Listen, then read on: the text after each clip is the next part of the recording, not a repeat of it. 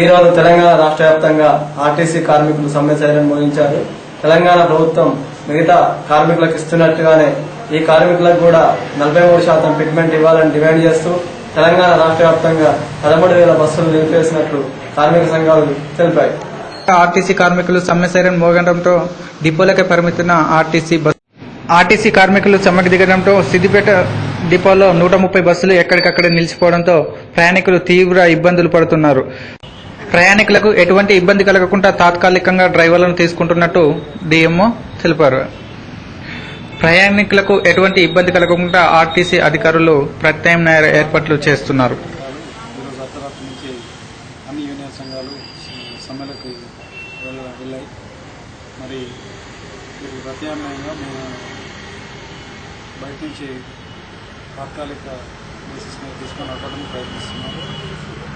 ప్రయాణికులకు ఇబ్బంది కలగకుండా చేయడానికి ప్రయత్నిస్తున్నాము.